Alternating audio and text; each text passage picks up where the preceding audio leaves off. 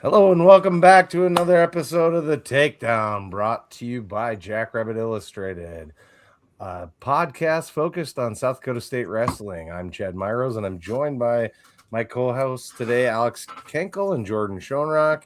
And we're also excited to be joined today by Jackrabbit assistant head wrestling coach, Cam Simaz. Before we get rolling, we do need to thank our JI title sponsor for the year, the Kubota Dealers of South Dakota.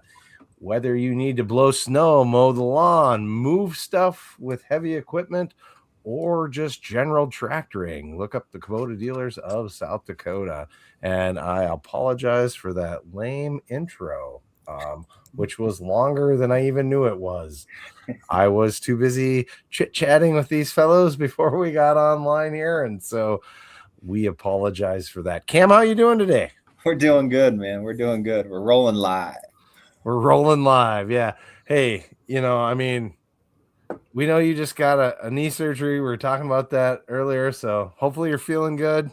I know they gave me the feel good stuff, but that stuff doesn't do it for me, man. I tell you what, I'm sensitive to it. I woke up my first shoulder surgery on the couch. I woke up dreaming that I needed to breathe.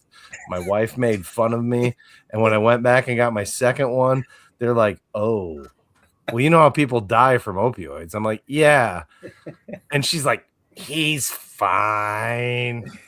Anyway, she loves me. Doesn't have a life insurance policy on me, so I don't think she's trying to kill me, but that's a true story. And so I'm pretty sensitive to opioids, apparently. And if you need life insurance, they're not a sponsor of this show. They're a sponsor of our other shows. Call Chris Schenkel with Northwestern Mutual. Very, very, very well put, Alex. Way to work that read in that we didn't even need to know. Chad, I would just say that she supports you in her own way. You know, she does. Much like my belt is supporting my pants some days. I think most days. Yeah. Problem is, it's losing a battle with my belly. But anyway, let's talk wrestling. Anybody else want to go? I should shut up. Said Cam, how you doing? Why don't we just jump right into it here? Give us a little bit of a recap how the year's gone and how you feel things are going around the room. A lot of people were asking us over the summer, so, hey, how's the team going to be? Those type of questions. What are you thinking? You're losing a lot of guys, yada, yada, yada, all those things. And I've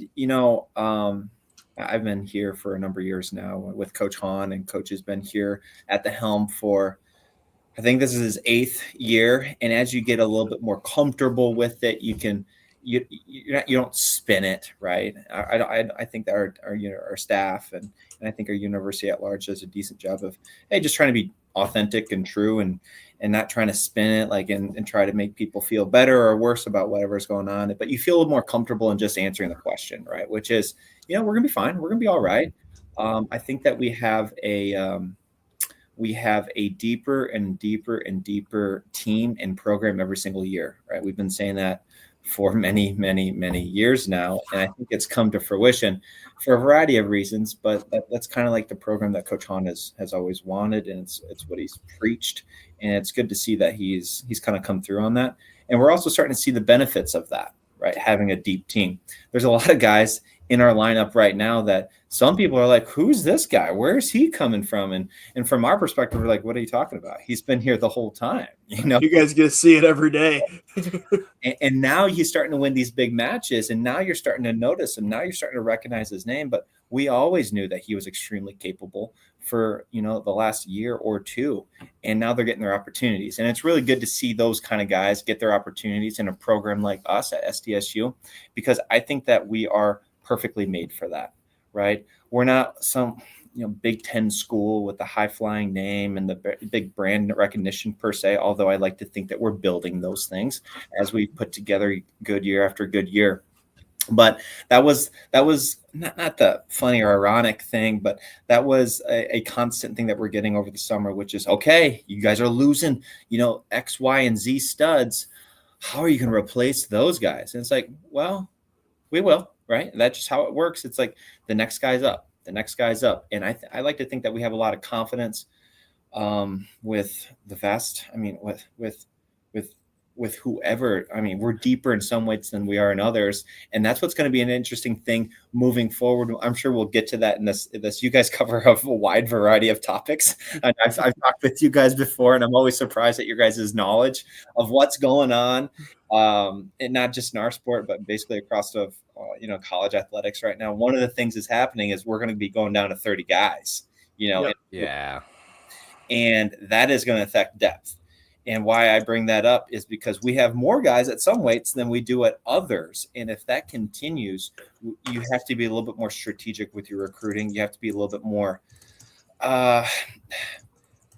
not rigid, but we're very liberal with, hey, when a guy comes in, you don't have to stay 57, for example. If you grow into a 74 pounder, awesome. We want you bigger. We want you stronger. We want you faster. We want you to become a better athlete, and we'll teach you the wrestling skills, right?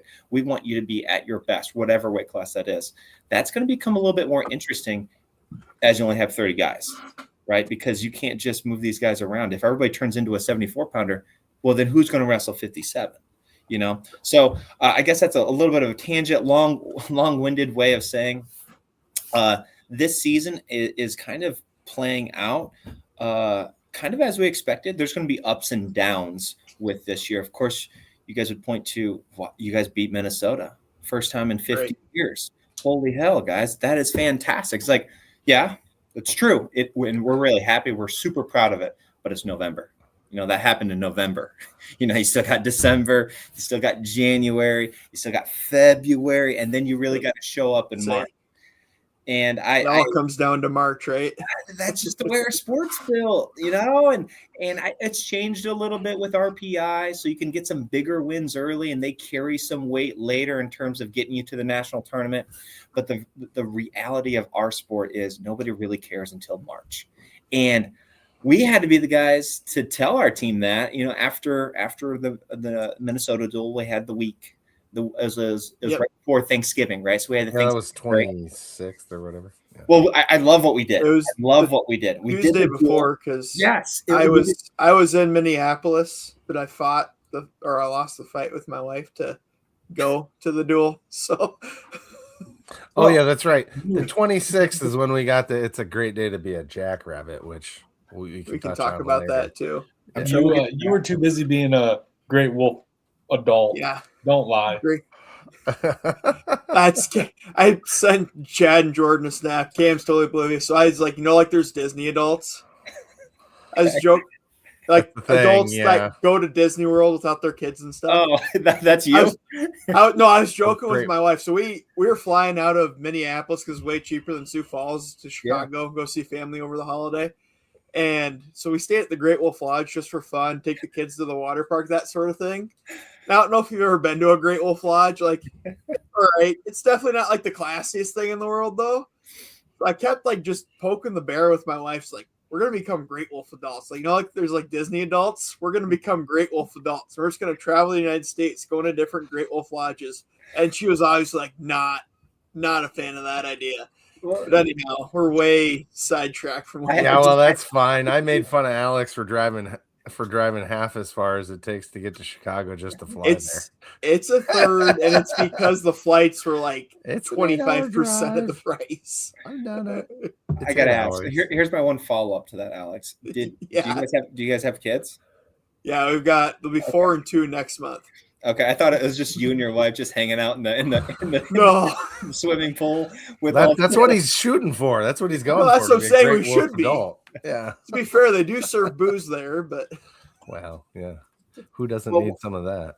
One thing that we did this year that I really, really liked, and it kind of to your point, because you're flying out from Minneapolis, is we did the duel before Thanksgiving. It's like, how did it take us this long to figure that out, right? I'm super happy that we did it. We did it on Tuesday, and then we cut everybody for 5 days, 6 days, or it was probably 5 days. And that was awesome for our guys. So they have to come back and weigh in.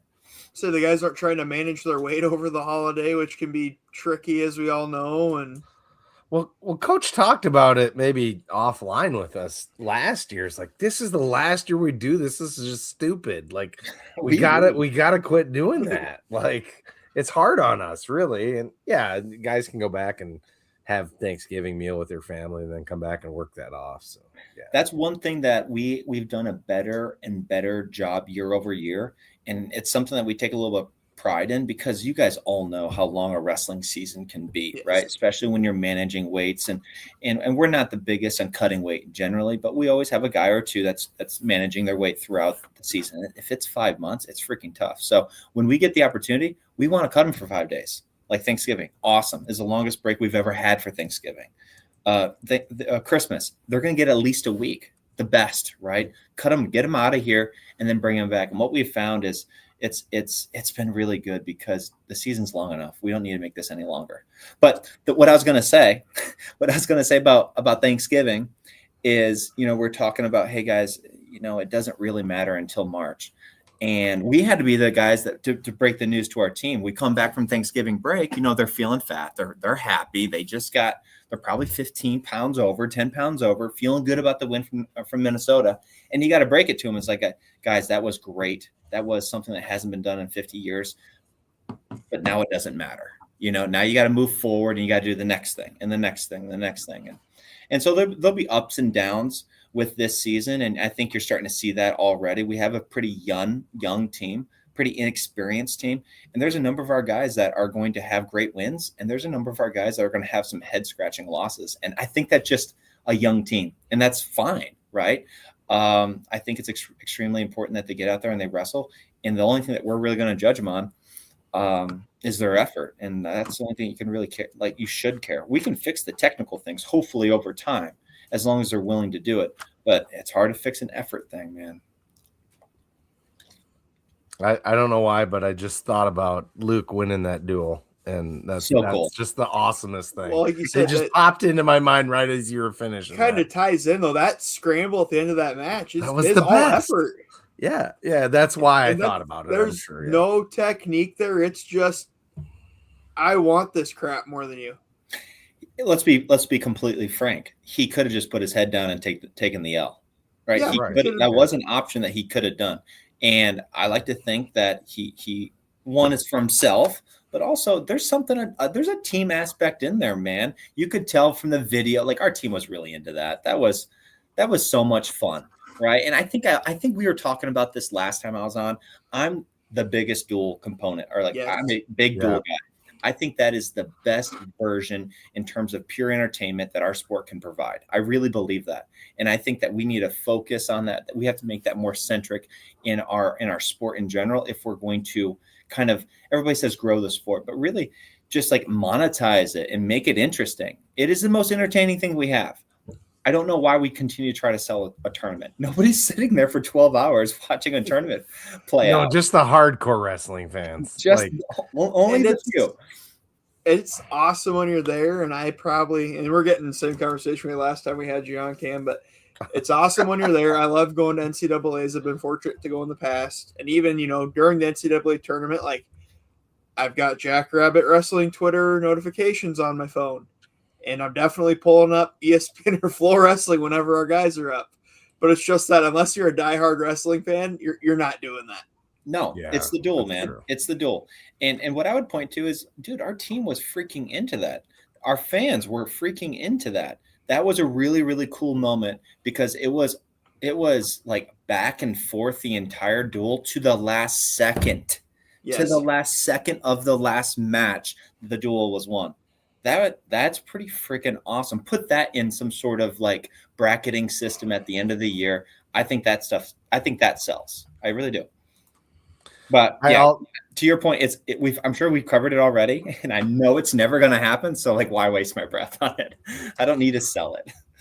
I also love how Luke is such a overly emotional guy that he celebrates for like that long, and then right back to just Luke, his normal self. I love that about him. I'm not making fun of that. If anybody listens to this, that's not what this is. I'm not making fun of it. That's not who I am at all, but I can totally appreciate that. That's just how he is, and it's so unique. It kind of sounds like you are making fun of it, Chad. No, I'm definitely not. No. It's so unique. I'm probably too emotional, but anyway. I think that's a little bit of a wrestling ethos too. That, I was that guy too. I wouldn't get super emotional, and I think that is really helpful in the like middle of your match. You can't have these emotional swings, right? That completely exhausts you. That completely like breaks your mental fortitude. Call it whatever you will. But like in a match, you can't have any of that. But before and after, as our sport becomes more, I think we have to become more entertainment focused. That's what people love. People eat that up, right? The huge, like the AJ Ferrari. Like I think we talked about that. People love that stuff, right? But you know what? When you said that, the first thing that comes to mind to me is that tweet from last year. I know you know what I'm talking about. The Starachi one? Yes. And I was going to say 665 deadlifts, but yeah, I suppose that's up there. Say what you will. We're talking about it right now, right? We are, right. Absolutely. Yeah. So dude's entertaining. That's true. You either love him or hate him. I don't think I think he's good for the sport overall, honestly. And I think that's a fair argument, but it still stands. You can't be boring. You just can't be boring, man. So we're going to jump ahead a little bit here about the boring part. But like we talked about the Minnesota duel and how good that was. The duel happening January 2nd at the Pentagon against Arizona State is going to be another, hopefully, barn burner. Like matchup-wise, it's going to be tough. You're not wrong. So let's take it in order, though, right? Let's take it in order. First, we got Campbell in a couple days. Yep. They're no slouch either. Yeah. Well, I mean, they're from the SoCon. They're from the SoCon, yeah, and they've got a number of things going on with their program, right? They're I'm not sure where the support is with their university, so I'm looking forward to having a conversation with some of their coaches and seeing how they're planning on tackling some of those challenges. With that being said, they come to town this Sunday. We'll be wrestling them. Yeah, 6 p.m. And we're just talking about Ferrari, brother. Well, Anthony, I believe, is going to be their 57 or 65. So yeah, in terms of being no slouch, right? Like he's probably their best kid on their team. So I mean, he'll be interesting. He's going to be a tough matchup for somebody. They have a few other individuals throughout their lineup that we'll have to be prepared for. But to be completely frank with you, no, it's not an Arizona State matchup, right? No. Arizona State is a solid team that we're going to have to get ready for. And the tricky thing about the Arizona State is, so we're going to wrestle Arizona State down in the Pentagon, like you said, on Friday. But then we're also wrestling at the Soldier Salute that Saturday and Sunday. So we're kind of splitting our squad. So I think what we're going to end up doing is just take maybe 10 or 11 guys just to wrestle that duel. And simultaneously, we're going to be sending everybody else to the Soldier Salute. We're going to have like 20 guys wrestling at the Soldier Salute. It's going to be a really good event for us. So we got a lot going on that weekend. That happens all after Christmas. So we come back from the break and we hit kind of the ground running. Arizona State, man, you're not wrong at all. A lot of those matchups we saw at Vegas. So, I mean, we wrestled their 25-pounder. We got beat by him. That's something I could see easily flipping in our way. 33, I don't know if they wrestled, but 41, I mean, we can go up and down it. 41 was like a double overtime match at Vegas. And two totally different guys. You got Julian Tagg, and then you got Pearson Manville. And Manville is like, he's strong, great underhook, collar tie. He's going to come at you really, really hard. Big guy almost. What's that? So he's a 41-pounder, but he wrestles like a big guy almost. He actually does. He's got like a Greco background. So when we go overseas with our guys, he's always one of our Greco representatives at these Pan Am competitions, right? And he's going to present some challenges for Julian. I think that Julian needs to be ready for that first period. If you look at his Vegas match, he was kind of getting he was surprised. I think he was caught off guard in the first period, found his feet a little bit, and he was able to win it at the end. But even the last 15 seconds of that match, kind of mayhem, right? So I think that we're going to see a lot of repeat matchups. 57, they got Chance McClain. 65, they got Nico Ruiz, another match we lost in Vegas. So, I mean, we got a lot of guys that are probably looking for their quote-unquote get-backs, you know? So I think that is a duel. If you look on paper, it's pretty close to a split, 5-5, 6-4, something like that. Bonus is going to be important, but ultimately, winning the matches are going to be the most important thing that we can possibly do. It's also going to be in Pentagon. I've only had good experiences there. I think the last time we wrestled was Michigan. Was it Michigan? That's right. Yep. I missed that. Near upset. Probably should have if DeVos would have found a way to beat Griffith, but we actually did beat Michigan. Yeah, we did, didn't we? We beat Michigan. Yeah, we won. Yeah, so we beat Michigan. Nor me. Yeah, and it was a sellout crowd. So that was the last time we wrestled down in the Pentagon, and it was really awesome, right? It's always better when you win, and it's even better when it's a sold-out crowd and people are loud and all those things. So that had to be a couple years ago. We didn't go down there last year, though. No, it's been 2 years ago. 2 years ago. That was kind of the big signature win for the program in recent history, I would say. Yeah, at least from a casual fan, because the big name Michigan, and they're still a good team for sure. Yeah, I would agree with you. And it was a good environment to do it in. Arizona State is a very similar to Michigan, I would say. They have a number of guys that were injured early. It's going to be interesting to see if they come back in time. One guy I would be thinking about is their 97-pounder. They got a kid from Missouri. That was another win, signature win, I would say, from a few years back. That was probably our first big win. Oh, that's right. Yeah. So sorry. They didn't wrestle Tanner, and I'm still salty about that because that guy's still wrestling, I think, somewhere, or his brother is. I don't know. Yeah.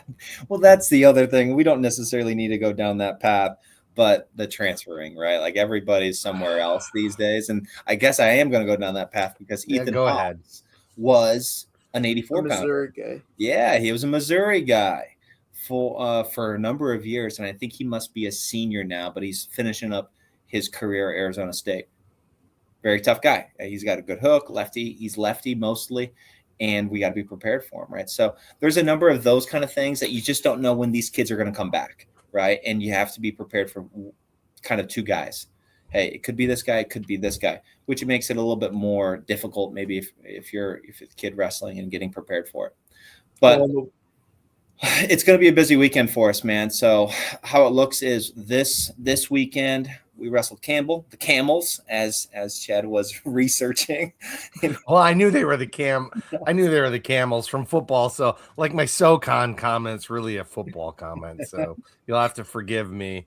It's not really a wrestling comment. I'm all for wrestling, any program that has it, So well, the Camels are coming up to Brookings, and if it's anything like today, dude, like they're probably not going to enjoy that trip. Well, they wrestling? They're wrestling Northern Colorado right before that. I think that you're right. I saw that on their schedule. Yeah, Friday night they're wrestling Northern Colorado, so they're going to have a miserable trip even if they fly. I was going to say, like, Greeley to Brookings, like even flight wise, kind of sucks because you got to drive to Denver, fly to Sioux Falls, drive to Brookings. Exactly. I mean, there's a couple 3 hours of travel in there at least. So that's the one thing we like to pride ourselves on. It's hard to get to us. Okay. Well, I was thinking rules because of that too. Yeah. We lose definitely some things. I don't know about. Yeah. I don't know. Duels. Wrestling's different than a lot of their sports. It's kind of like women's basketball. A lot of people will come wrestle us that wouldn't, necessarily if it was men's basketball. But I don't think Penn State's beating down the door to come wrestle us because they're kind of snobby. Yeah, well, they got the Bison this weekend. They're like, we can all be Penn State fans. They're just like the race teams in that area. Cam won't get this, but you two, well, they won't get off the porch. Oh yeah, get off the porch. You're I right. was I thinking didn't get about that, Alex. So there's a big thing in racing. Are the best sprint car drivers in Pennsylvania or Iowa, or is it the National Tour guys? It's very obviously the National Tour guys. But the big thing the guys in Pennsylvania like to beat their chests on is a lot of the times the local guys will win when the National Tour guys go to Pennsylvania. They get one every once in a while. But the Pennsylvania guys never race against the National Tour guys at other tracks, and when they do, they don't run very well. It's just because they know how to race. Except for Knoxville, and they all suck there. That's what I mean. So that's the always thing is they won't get off the porch. They won't leave that Pennsylvania, Ohio area. A little Cam home did field not advantage. join to talk racing, probably. I will say this, Chad. Wyoming got Penn State to come out to Laramie. Laramie looks really? a lot like Brookings. Yeah, that's true. Are they doing it in the barn again? Probably not. Probably be too big a crowd. No, Wyoming is that. I know they had a duel in like that.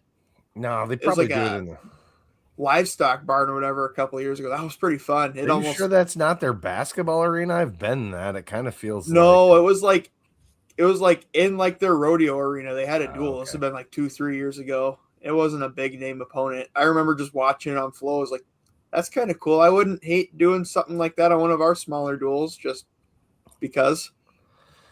I don't know. Since I'm so ADD, I'm bringing it back to the 30 men on the roster thing. And I think that could be a positive for us because that's guys that can't have spots at, I don't know, Penn State, Iowa, whatever, the money programs, guys that we're going to have quality guys that we can, like you said, develop. And I think that might be a net benefit in some ways. I mean, it sucks not to be able to let everybody be there, but. And the other piece I was going to add is I know we're probably not quite to that level, but it gets rid of the 8 scholarship limit, right? So we can have up to 30 guys on scholarship as long as we're Title IX compliant now. Yeah, I think there's a lot of components to it, right?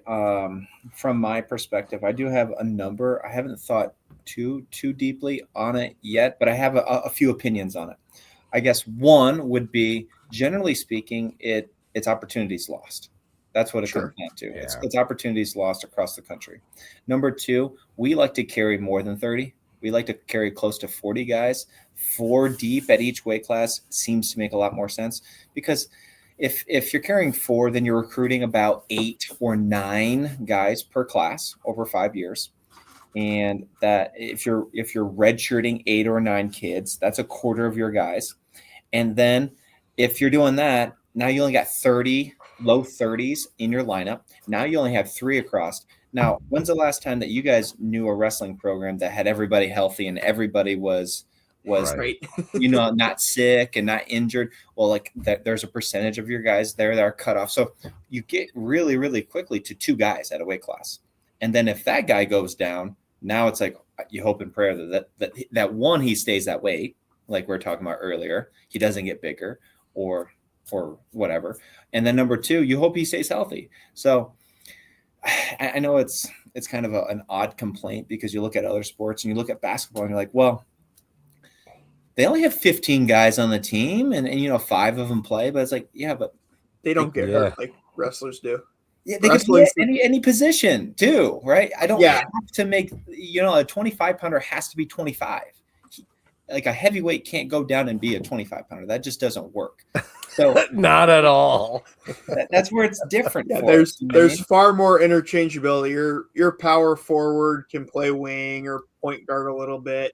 Sometimes your 5 can be a shooting forward. There's things like that. You can move some pieces where you can't with wrestling. How did this become a basketball? Right.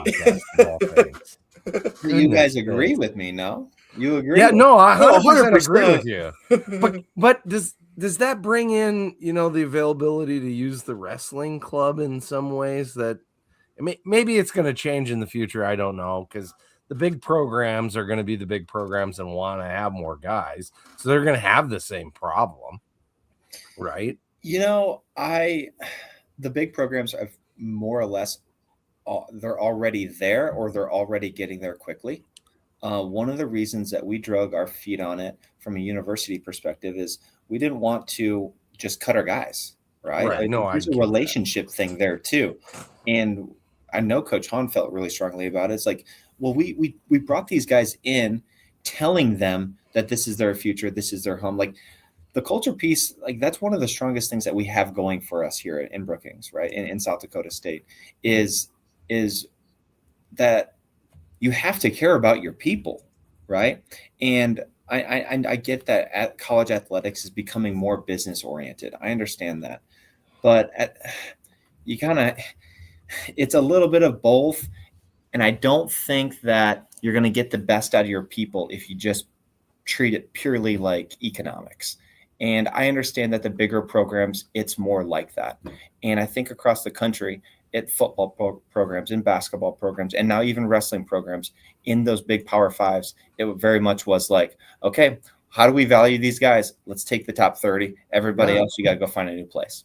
I think that's how it went down in a lot of places. I can't speak directly on those things, but if you look across the country and you look at many of those top programs, I think they were forced to go do those things from their athletic departments. That's football and basketball. They 100% were. You did see some guys that were those third, fourth guys on the wrestling programs. I would agree with that. And we're probably going to keep moving that direction, at least in the short to midterm. Other pieces, I think about the why get them down to 30. Ultimately, it probably comes down to money at some point, right? I think universities across the country, I'm thinking about football and basketball programs, to your point, Alex, they're like, okay, one of the ways that we can rein in this is keep a maximum. You can only have this many on your team. It's right. A little bit more professionalizing it, right? So the NFL, I don't know what the numbers are, but they can only have X number of guys on their team. The MLB, roster, they have roster caps. So I think that is. But they have a practice squad, and wrestling doesn't. Say it's 70 practice squad, 53 game day, 46 active for NFL. If anyone cared, it's 70 practice squad. Is that right? I had no idea. So it's 70. It's the 53 plus 17 total of practice 70. squad. Total practice squad is 70. Then you have to have 53 on your active, and of those 53, only 46 can dress on Sundays. Okay, so that makes sense to me. It also makes sense why college athletics is moving closer to that model. As we become more business oriented, I think that we have to take some pages out of the professional playbook. It does make sense to me, but I don't think one of the things that you said, Alex, is, well, that's great because now you can scholarship all 30. I don't think that's happening with most wrestling programs. That's another monetary thing. I think if you look across the country, even if they opted into the 30, very, very few of these programs are, I would say almost none are doing 30 scholarships, if any at all. And probably a minority of them are doing more than the 10. Sure. And I don't know, maybe you can't answer this question, but do you know how many scholarships we're going to have available now? That's more of a Coach Hahn thing. I know we're not going down, right? We're going to stay at our 9.9, at our 10 for the foreseeable future. And, we fielded this question a number of times here in the last year or so. And there's a number of different things that they can do now. And I think one of the things that we're going to see come our way here in athletics at the collegiate level is maybe not so much scholarships, but more, okay, this is how much money you have to run your program. You can choose how to spend these dollars, but it's more business oriented, right? It's like, here's your budget to run your organization, manage it effectively. That goes into your travel. That goes into your scholarships. That goes into your repair and your maintenance. That goes into anything, team meals. This is the money that you have aside. Be a good steward of it. I think there's pros and cons to that, right? But let me ask you this, Jordan. What is the difference between, in this new era of NIL, right? What's the difference between money and scholarship? Yeah. Probably really nothing.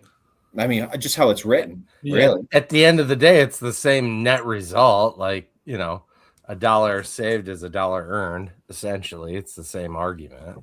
I think some interesting things come out of the details, and I would like to be a fly on the wall for some of those conversations, because it's like, okay, what if you took it to the extent, just kept moving it further and further down that spectrum, and it's like, okay, we're not doing scholarships at all. Everybody is just getting a paid amount.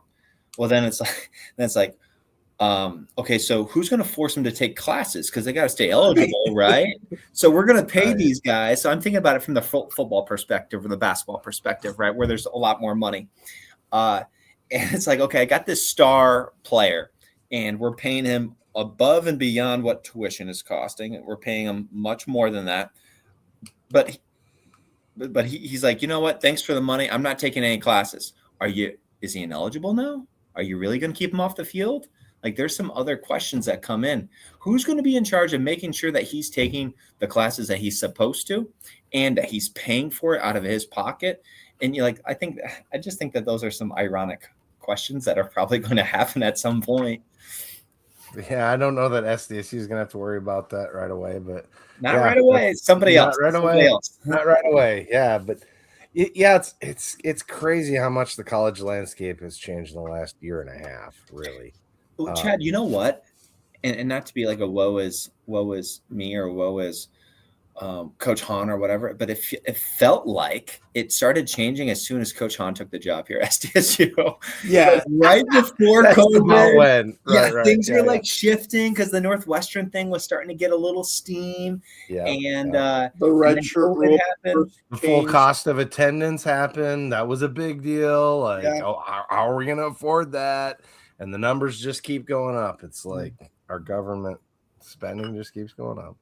40 trillion. It's fine. It's not a big deal. We don't have to get political.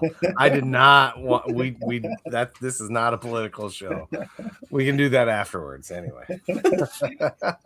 but you're right. The point is well taken, which is the sands on which our feet are ever changing. And that's always been the case. But it feels more akin to quicksand now than it did firm, rocky foundation where it was for the longest time. And now, listen, let's be completely frank. There's pros and cons to this, right? Because for the longest time, being the NCAA was like the greatest monopoly of all time. Like, they were making bank, and they were killing it, and nobody fought back, and everybody just took it. And then, I know, the last 5 years, so what would you rather have? That structure, which was really, really stable, but probably unfair? Or do you want something that we have now, which is very unstable, but probably more fair? So I see both sides of it. Well, I think it's much better for the non-revenue sports athletes, this way. I mean, at South Dakota State, we traditionally have been somewhat of a revenue sport for wrestling, but a lot of places aren't. And, those guys can get some of the money if they're a stud at Campbell or Little Rock, whereas before that wasn't even an option. Little Rock, look at Little Rock West in Iowa City now. I guess it'd probably be northeast. My geography's bad, but it is northeast. It's definitely north. Lots north and quite a bit east. Yeah, maybe not that much east. But there's a number of those guys, right? And they're getting them. It's okay. All right. So if I'm gonna get on my soapbox, feel free to. That's what we have you on for. Yeah, this show, people don't tune in to listen to me. That's for sure. Well, okay. So considering this is my opportunity, I'm going to jump on it. I feel like, and I'm sure there's really good reasons why they're not doing this, but from the outside perspective, if I was a consultant of the NCAA, it feels like a really good opportunity for them to rebrand themselves as because I always know that they did the compliance, right? And they have a lot of lawyers, they got a lot of smart people. So I'm sure there's a reason they're not doing it, but it seems like a vacancy. There's a gap right now that the NCAA could fill, and that could be monitoring like trades in the transfer portal, right? It's like, okay, let's make sure that this is clean. Let's make sure that this is fair.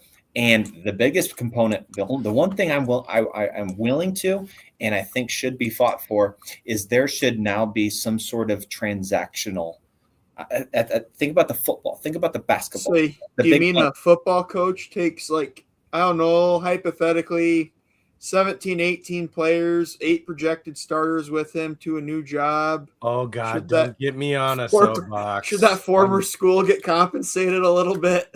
How about if he deletes all the recruiting records? Yeah, and he deletes the recruiting records off university computers, but that's entirely separate. This sounds close to home, so I'm gonna plead the fifth on this. What I'm gonna say is something far more generic, right? Let's say, okay, we'll use a real example. Let's use a real example, somewhat hypothetical, but it's somewhat close to home. Say Central Michigan. Say Central Michigan brings in a quarterback and builds an offense around him and invests money and invests time and invests effort into building his skill set and an offense around him. And then that team then goes and plays at different bowl games. And now there's some sort of revenue there. And they're starting to beat up Big Ten teams, right? In this new era, because I think this happened with Cooper Rush when I was still back in Michigan around, and Cooper Rush ended up going to the NFL, right? But back then, Cooper Rush just couldn't pick up and go to next place. But today, if Alabama was like, Cooper Rush, you are pretty good. Why don't you come play for us? Well, what would happen is they would pay Cooper Rush the money, and then Rush would go down and play football for Alabama. But then what would Central Michigan get? They built nothing. They took massive risk on an under-recruited athlete that not necessarily nobody, but the big schools didn't want Cooper Rush at the beginning, right? They didn't want this under-recruited athlete. They didn't think he was good enough then. Well, they took a risk on him. Then they put time, blood, sweat, and tears in developing his skill, and then they built an offense around him, right? He was the centerpiece. And now as soon as he leaves, hopefully they got a guy that is just as good that can pick up right where he left off, but likely not. And now, so their structure and their formation is misaligned with what they currently have as in terms of personnel, and they didn't get anything for it. So they took all the risk, and then the physical asset in this case gets plucked from their program, from their system, and they didn't get any reward, or they got a short-term reward. In any other structure in the United States, outside of some fraud and some Minneapolis, some semi-criminal activity, in any other structure, you get rewarded for taking risk. You get rewarded for optimizing and improving some sort of asset, and then refining and making it more efficient and selling it to the market. If we're going to go closer and closer to a business model at the collegiate athletics level, then doesn't that make sense? And isn't that a huge opportunity for the NCAA to rebrand themselves, to then oversee and create some compliance for that structure? Am I wrong on this? No, you're right. And they probably can do like a visa or whatever and get a percentage on every trade, so make some money that way. Let me offer another thing, right? Okay, so when I offer this to somebody, a quick retort is, well, coaches can just up and leave. And historically the argument all along. Yep. Not always, though. A lot of times there is a buyout. I was going to say, this is where this is going. Yes, Alex, that's correct. That's exactly what I would say. It's like, fair point. What's the difference between? So we earlier made the argument. What's the difference between scholarship and cash? Not a whole lot, right? So now we're going down the road of arguing for contracts. Yes, I completely agree. I think that there should be contracts for everybody involved in your program. Yes, there's going to be some taxation in the form of lawyers, in the form of agents, in the form of contract drawing up. God, I wish we didn't need agents. And negotiation. There's going to be some friction in all of those things. But if we're really going to go toward the professionalized model, all of these things make more sense to a guy like me. And I could be completely wrong on all these things. But I look. No, I don't. Were you a business major at Cornell? This is not the first time these type of things have happened. We don't have to pretend like we have to create some new structure. It's happened already. Why don't we look at the professional levels and just borrow from them? Well, I mean, they do that in soccer or football over yonder. they develop players and then they buy players from each other, and they loan players out and they get compensated for the loans, and they bring up those kids through their systems. And then if somebody takes them and wants them, then they get compensated. I guess that's where we're headed, right? It's just how long is it going to take to get there? That seems to be growing, that model, rapid popularity. It'll just be, at what point does the rubber meet the road to make it a reality? Well, how long is it going to be till 2014 college football playoff? Is that when they started talking about it? No, he said the 24 team. Oh, I thought you said 2014. I was like, oh, were they talking about the playoffs for 10 years before that? Well, that was the first year they had a 4-team playoff. We don't need to go down that road. Yeah, I mean, that's been a discussion for a long time. But yeah, we're not here to talk football, although obviously you like football too. So I do. I just think it's the best. I mean, I do like football. I do. But the reason I bring it up is it's further away from us from a wrestling perspective, because when I talk with other wrestling people, sometimes it hits too close to home, right? And they want to talk about something a little bit more generic. But I also think that it's the easiest conversation to have when you talk about these things, because it's already happening in the sport at a high level, and it's far more public. And I feel like there's a number of things that we could shift just slightly, and it would have a profound impact on like a number of things downstream. Right? People would understand it more if their school got something in exchange for their talented players, right? So like Alex, you brought up some things that sounded like it hit close to home, right? I'm just being honest. Now, would you feel this? It was purely hypothetical. Yes, it was extremely hypothetical, and I mean, these are scenarios we just made up. They didn't come from anywhere. But I will say this. Talking about them.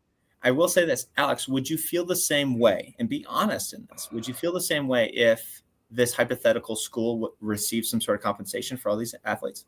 It would have softened the blow a lot. It would have, right? Sure would have. And you would have been like, okay, business is business. Totally. It's above board, and I understand it. Yep. So I think there's actually some personal, emotional reasons to do these things too. Are you saying, just to get your clarification, personal opinion, do you don't think Masake Ono is at State College because he's studying whatever he's studying, or he probably doesn't even speak English good enough to go to school? Can I probably has a paid for interpreter. If I may, I'm going to show my vulnerability. All right, I'm going to show you my ignorance here. I don't know who the individual is that you just said. He's a Japan, Japanese freestyle U-23 gold medalist that is currently on Penn State's roster. Oh, okay. You're talking about the Ono snap. Yeah. Yeah, there's a lot of our guys that watch a lot of Ono. I didn't know his first name. What did you say his first name was? Masake. Yeah, I did not know that. Okay, yeah. So, that's okay. We need you to focus on South Dakota State wrestling. I know the Twins really like a lot of his stuff, because I've had conversations in the Hy-Vee aisles about Ono matches with Marcus. It's funny that you bring him up, because the Twins absolutely love Ono. Now that I know that's who you're talking about, yes, I have a little bit of awareness of Ono. I have to agree with you that you're probably right in your estimation. How does he even communicate with Kale? Anyway, they have to have a translator, I'm sure. Or the guy's smart and he knows some English. I mean, well, that was not uncommon to people to know our language. Around Japanese guy. OK State has that wrestled the duel last year, and they had Gilman and Taylor holding up signs in Japanese in the corner. Oh gosh, I forgot about that. Oh yeah.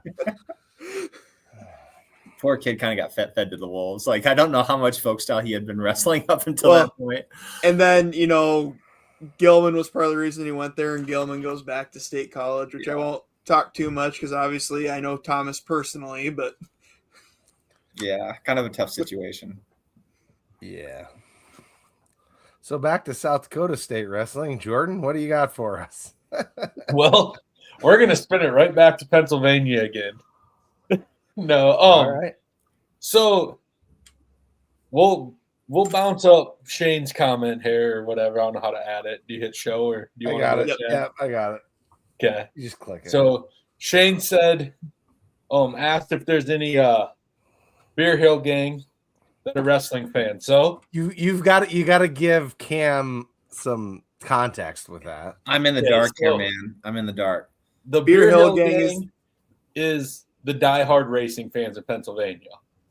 Okay. That one That's track. what they're called. So drop my AirPods here. Just wait a sec. Forgot my headset. Well, this is high quality listening for audio only. Listeners, per usual. They shout out to the Bulldog. So I did my reaching out for Shane, and over half the season or half the Beer Hill Gang owned season tickets to Penn State, I was told. Okay. And then a fun fact, maybe Cam knows this kid, Luke, Alex, or Chad. You guys want to give that last name a shot? Fugazzo. Fugazzo. Yeah. Fugazzato. Yeah. Fugazzotto. Fugazzato.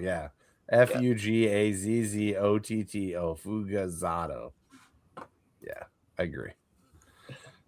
Yeah, I don't know. He just set the Penn State the state record for the most pins at the Ironman this weekend for in Pennsylvania.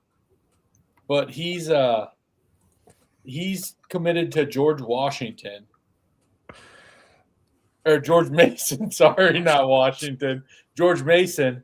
But that's actually Mike Hefner's nephew for anybody that knows racing. Mike Hefner's a car owner. Yeah. So yes, they are beer here, or they are wrestling. There's something. It's a symbiotic relationship, sprint car racing and wrestling. You know what it is? My dad pointed it out one time. The type of person. My dad goes, people that love to sit around too much, because Mike Wallace is a guy back home that used to race with my dad and uncle growing up.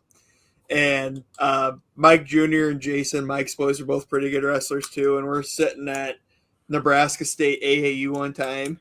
And my dad looks at Mike and he goes, fuck, Mike, we got to find better hobbies. We spend more time sitting around than we fucking do anything else.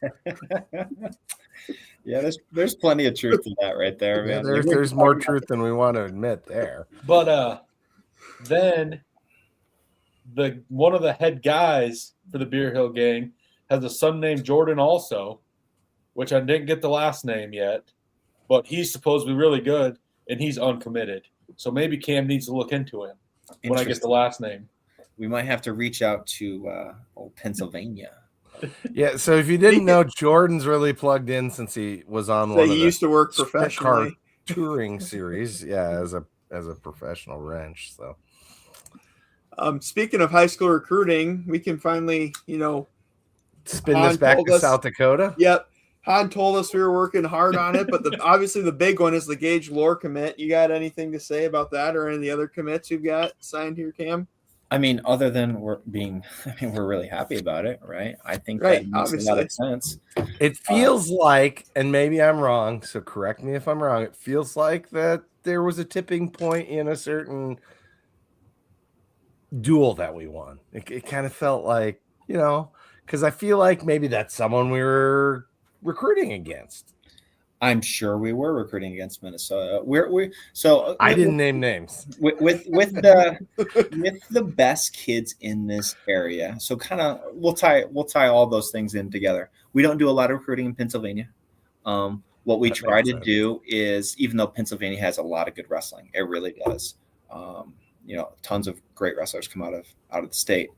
But what we try to do, generally speaking, and we take shots, across the country a couple times a year, but we try to focus on the regional kids for a variety of reasons. One, they know what Brookings is like, right? And I think I've given this example before. All right, you take a kid out of LA, for example, and you fly him to Sioux Falls, and then you drive him an hour to Brookings. I think it's going to be different than what he's used to, right, in the LA. So we want to make sure that kids want to be in Brookings. That's a big part of it. And we have a higher probability of making sure that's true if we kind of focus on the regional states here. Number two is, and this is in our enrollment office, they did this a number of years ago before COVID kind of happened. They kind of did it through COVID, and they got ready for this enrollment cliff that we're experiencing right now for the next number of years too, with just less kids in this generation, is we got 12 states that qualify as in-state for South Dakota State. Basically now, when we first got here, it was maybe 3 or 4. Now they should have added Nebraska, like, I don't know, from 2013 to 2017. That would have been cool. But anyhow, yeah. Well, it is now for sure. It is now for sure. It's to the point where if you're a state that's South Dakota, or if you're a state that borders South Dakota, reciprocity, yeah. Or if you're a state that borders South Dakota, you're in state now, which is pretty awesome from a financial perspective for a lot of our student athletes. But it kind of grows our recruiting base. Sure. And a lot of those states look a lot like us, have common values to the Midwest, which is important to us. And, I keep alluding to the culture piece. What we have found is we're getting better and better at finding kids that fit our program. And what you'll find is there's a multitude of positive effects of surrounding yourself with really good people. It makes everybody else better, right? So there's not like a net negative, a pull, an energy suck. When you have that, you have just a lot of positive people in a group. It's really hard not to move forward in a really positive direction.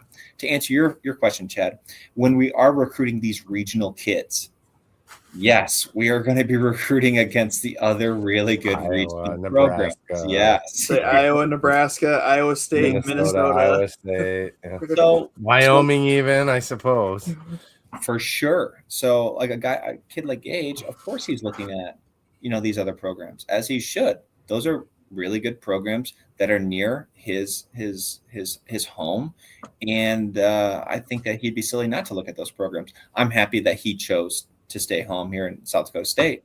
I think that makes a lot of sense for him. I think that he has a lot of relationships built here. He's already getting better and better and better, right here. And BWA trains right here in Brookings as well, right? So why change anything? You're on a really good trajectory. We can provide everything that he could possibly want, so he can achieve his academic and his athletic goals. So in my mind, there's not a huge reason to leave the state and leave your family. Why don't you just get it all right here? Best of all worlds. You know what I mean? So he's one, a recent commit. We have, and Cody's going to kill me, right? So I'm not sure how much we already went through some of it with him, so don't you're totally put on the spot. Yeah, I appreciate you. Cody's Mr. Compliance, we know. Yeah, he's the compliance guy, and often I'm screwing stuff up, and he's like correcting me. So maybe we'll have to talk tomorrow. I'm not sure how much I'm supposed to be sharing, but yeah. So he's one of the guys, a recent guy that's gonna. He made it public on Twitter, if that matters. I feel like that. Yeah, I believe that's on the Instagram. case. Sorry, Instagram. I'm not a compliance guy at all either, but I don't think you can talk about it until they put it out there, and then it's fair game. Perfect. I think so, or until they've signed, which is. We had signing day just the other day. Yeah, we went over some of that when Cody was on earlier in the year. That with Cody. So, but he's still, he's still 2 years out. So, yep, right. Thinking about guys that are more recent coming at us, we got a heavyweight coming out of Wisconsin. He's signed. We got Riley Johnson coming out of Nebraska. He'll be a best high school program in the world. Are you from Creighton? Are you from Omaha? Yeah, he's a Scott guy. You're Scott? Yep, I know Chaz super well. Chaz was the assistant head coach when I was in high school. You're Scott. I never knew that. Okay. Yeah, like I said, I wrestled with Thomas Gilman. Yeah, that makes way more sense now that you offer that. It's like, I don't know how this guy knows Gilman. Yeah, I'm gonna go. We were high school teammates. Makes way more sense. Okay. Yeah, he's like God and Scott.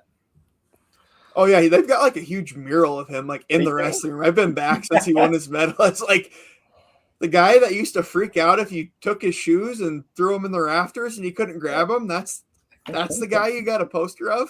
But so I was working out in Scott's room, and you're absolutely right. I was like, wow, like this guy, yeah, he's got some clout here, man. So we got Riley Johnson. We got Brock Johnson. He no relation that I'm aware of. He's coming to us from the KC area, and then we got Clay Carlson's brother. Captain, coming up from Wilmer. So it's a smaller class for a variety of reasons that we've already talked about. We need to start glide scoping down to that 30 in time. Our university has given us some grace there, which has been great. Well, I believe it's the same as football, where an athlete gets designated and you can carry the extra spots until and they can take that with them to a different university, is our understanding as well. Correct. Yeah, there's some technicalities to it, but it's exactly the same like procedure or whatever you want to call it. The mechanics are similar, I think, across all sports, which is a designation, and we have like about 8 or 9 or 10 designees. And so as they roll off, then we should get closer to that 30. But we have to be a little bit cognizant of how we can't just bring in 12 guys. That's not going to work. So we got to bring in smaller recruiting classes here for the foreseeable future until we hit that mark. So states that border a state. So what about if a guy was from Allegiant, Michigan? Would that be like a reciprocity state? No, that doesn't. Are we recruiting that area heavy? Or so it's Allegan, but one. Allegan. I know I said it wrong. Yeah. I know. You're so close. Number 2, I don't think I read it, and that's what made me say it wrong. Yeah. Well, I'm actually from Fenville. Yeah, I was one of those school of choice kids. Okay, school of choice. Yeah, back in the day. So I went to goddamn Wikipedia leading you astray. So there is no reciprocity for South Dakota State anymore. Minnesota is now in state. But I will say this, it's getting dangerously close to my home state in that Illinois is now in state. Right, in-state tuition. Really? Crazy. Wow. Yeah, so we reach all the way to Illinois now. I guess I shouldn't feel so bad. It does say Allegan on the Go Jacks website too. So yeah, whatever. Oh, geez. I guess we have eclipsed an hour. What else do we need to talk about? Jordan's kind of keeping the notes secretarial. I think he wanted to talk a little bit about rankings, perhaps. Maybe we talk a little bit about Cliff Keen results. What do you got for us, Jordo? Actually, the rankings I did quick because I had to do my first period at 3. I was behind today, so that was just first period at 3 notes. No, sorry, that's fair. No, but we can talk about it. It don't matter to me. One question I do have to go back on the 30 thing quick. So just clarification, it's actually something I talked on the first period at 3 about, is it is a designated amount of kids. It's not every kid in college right now is grandfathered in, right? Because I've heard both. The university designated the kids over the roster limits once they opted in. But the kid then carries that designation for the rest of their career, even if they transfer. Even if they transfer. Yep. I'll give you a pro and con to it, Jordan. Say you have an all-star quarterback, right? And say you're like, oh, let's designate this guy. Okay, if you designate, take him, right? Well, let's keep it generic. All-star quarterback, and you designate him, and he's a freshman, and he has 4 more years. He can go. He can go to any other university and play football for them as well, and he doesn't count as a roster spot for them. Yeah, so Penn State could cherry pick a bunch of older wrestlers here in a little bit, potentially. Not that they do that. I'm just they would hypothetical. I mean, that'd be more like an Iowa thing. Penn State, at least. I might have something against them. Did I say that out loud? You did, Penn but State I was picked our coach. Sorry, what are you talking about? They didn't even come in and get a wrestler. They took our coach from us to go wrestle for them. You know, I think that was pretty reciprocal, at least. I think that was a little bit. Yeah.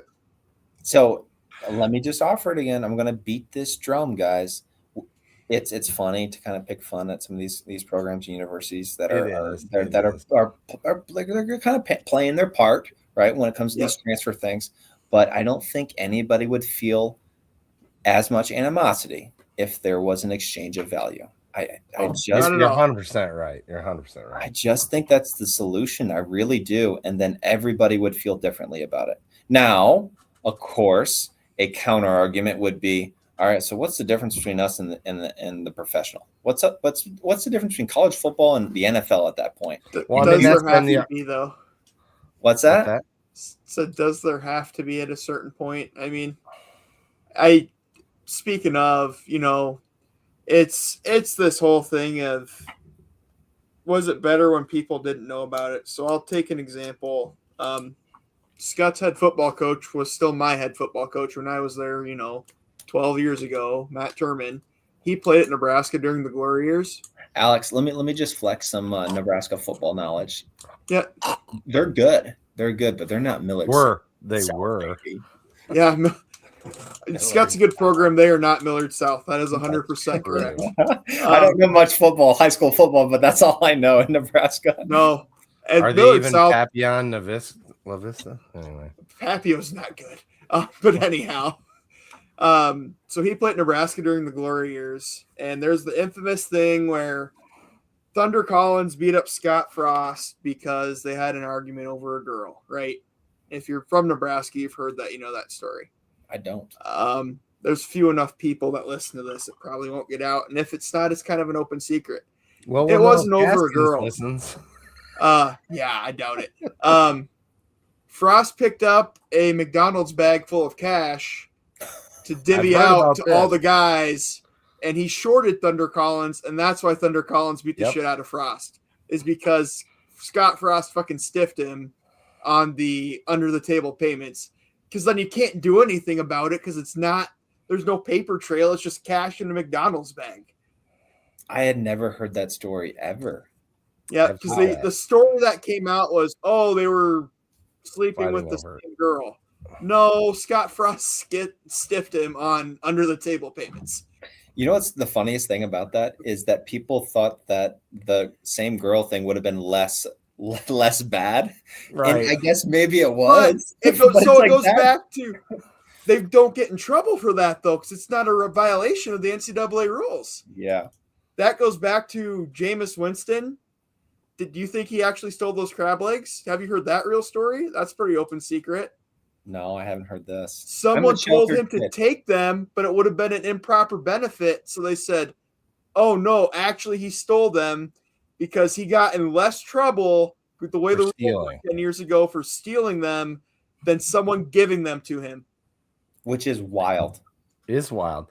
Ed Oregon was just on a podcast the other day and fully admitted to this was all happening in his gruff voice. It was all happening. We just got to do it out in the open now, Back to the John Gaskins, Nebraska thing. That's the other thing Coach Turman said. This was at least gray area, but so Tommy Frazier used to wait tables only on Sundays at a certain timetable at Misty's, which is an upscale steakhouse in Lincoln.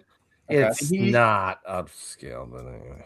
And he used to get he used to wait on 2 or 3 tables of boosters and get thousands of dollars in tips. Yeah. Alex, I don't know. I'm not sure what you want me to say here. I'm just saying, he's just giving you always examples of the history. It's always been like this. Yeah. I think this is a little bit my disposition. I would prefer it to be transparent and out in the open. And I agree with you. And sorry, that's where I meant to go with it. It's always been like this. So why do we not put some guardrails on it? Agreed. And the next step in my mind is, okay, it's always been like this. Sure. Okay. Let's legalize it. Let's put some parameters on it. And then let's have some equal exchange if that's going to be the case. Otherwise, what you're going to have is, the people that have the cash, right, will go and spend the cash, but there won't be an exchange of value in between the players in the market. Right now, I don't think the market is very fair. And this is coming from a wrestling guy. Let's be honest. It's not that big of a deal in wrestling relative to most other sports. No, I think about it from the football, basketball perspective. I think those guys, and I'm sure there's always been a black market involved, to your point, Alex, but those guys, they should be the ones at the forefront. Not necessarily, I should rephrase that. The guys that aren't benefiting from it should be at the forefront of that argument and saying, hey, all the mid-major basketball programs should be fighting for this. What do you think Wyatt Hendrickson got to go to OK State last year? Yeah, I was curious of that myself, actually. I've heard some numbers, but you're way more plugged in than I am. I'll take a different perspective on it, actually. I spent some time at West Point. before my time here at South Dakota State. And it's actually extremely rare for your waiver to be approved, because here's the normal transition. He's at the Air Force, right? Yep. He should have done what every other Air Force, not cadet, I guess. Grad transfer. Transfer, no, you're talking whatever they're called. Airman, recruit. Airman, yeah. But he might have been a cadet at that time because he was a university student, right? So upon graduation, they go and become an airman. In this case, second lieutenant somewhere as an officer, right? They become an officer somewhere across the globe. Very, very rarely do waivers get approved, and his was approved specifically for athletic reasons, because there was a number of football players that wanted to go to the NFL or at least go to the draft, and you have to get your waiver approved in order to have that opportunity. There's a Navy quarterback 6-7 years ago who got his approved. Yeah, and it's a big deal when it happens, right? Yep. Like, holy shit! Like I can't believe that happened. He's going to have a pretty sweet opportunity. Now there's some sort of deal. You still owe Uncle Sam your years. Yes. By the way, at some point you need to go make good on that deal. So, and Wyatt will go be an officer for our Air Force somewhere at some point in his career. But at least for the short term, he's going to be doing the wrestling thing. We can't impress on our football friends how big of an upset that was. That was a bigger upset than Illinois State beating NDSU at home. Anyway, it was crazy. It was unbelievable. It was awesome. It was what the sport needed at the time, I would say. I watched that second biggest upset to Owings Gable. JMU taking out Oregon State this week, or Oregon this weekend. That's not the year.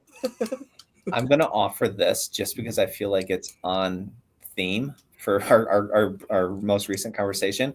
As soon as that match got over, my dad sent me a text, and I hope I'm not revealing too much with sharing his name, but my dad sent me a text, and he goes, "How much money do you think they offered Gable to take the fall?"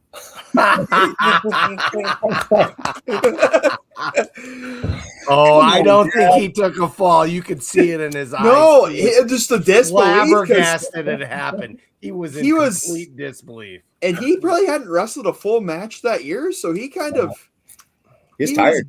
He was gassed. He was totally fighting for a stalemate, and Hendrickson just wrestled through the position. Mm-hmm. Right, 100%. But I just thought it was so like, is this what our world got to? How much do you think he got paid? As much as betting has become involved in sports, that's going to be a question people have in the back of their minds anytime something like that happens at this point. Sorry, guys. We can cut right now, actually. Yeah. That's fine. Okay. We've had you for plenty of your time. We thoroughly enjoy talking with you. If you want to If it's hold on. someone interesting, you can put him on camera. Yeah, that's for sure. No, that's right.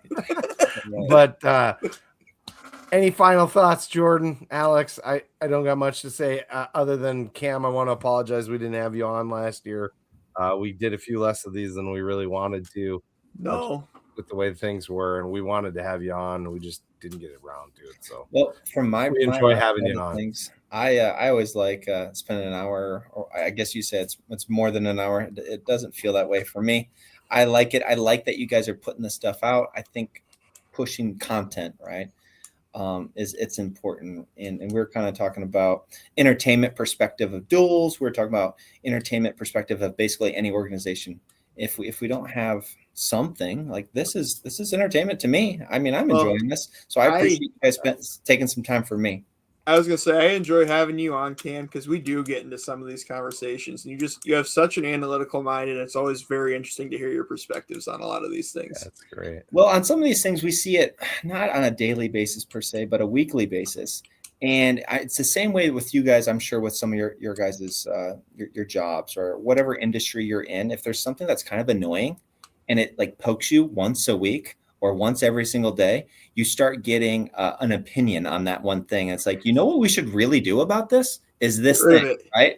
This would solve a lot of these problems. And I'm one of those guys that gets very annoyed by things.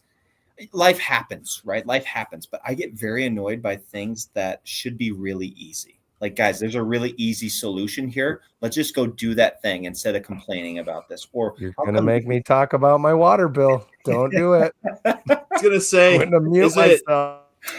is it AJ Neville stopping by my desk once a week and saying, "Hey, this material doesn't meet specs"?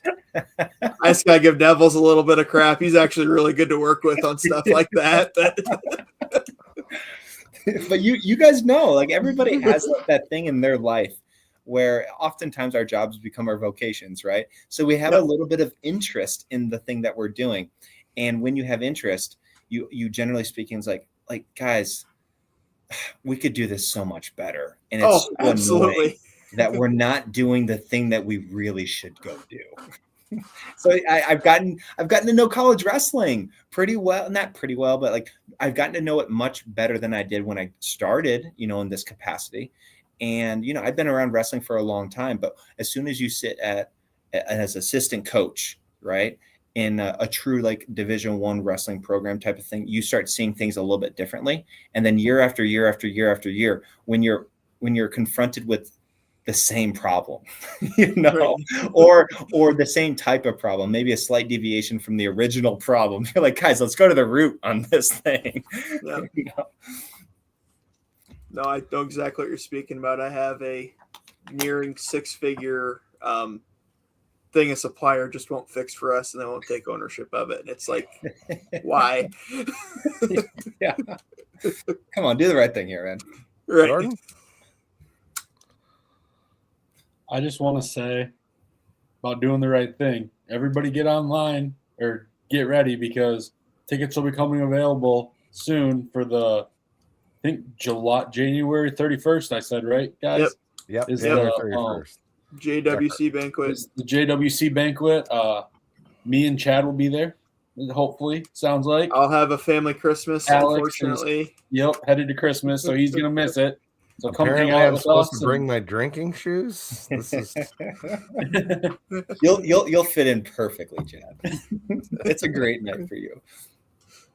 But no, so get ready to get them $250 for you and a guest, all you can drink and eat. Once again, January 31st. I don't know when the sales will go online. I looked at the other day at the website. I don't think it's up yet, but that'll be coming. We'll keep you guys posted on that. And then I'm guessing they're probably done with luncheons until after the new year. Yep. Starting in January, we'll do our, I mean, those are great, right? So you've been to a number of those, Jordan, and it's exactly what you would think it is. Coach Hahn gets up there and he tells everybody the deepest, darkest secrets. It's like this. You guys ask questions and he just literally bluntly answers the question. It's like Hahn before and after our podcasts. We're well aware. No. If you guys haven't seen Coach Hahn around town, he is the same guy at the press conference, in the grocery store, in the wrestling room. He is 110% authentic. Yes, he is. He keeps some back when he's live on the air with us a little bit. Is he a little bit better? Yeah, a little bit. Yeah.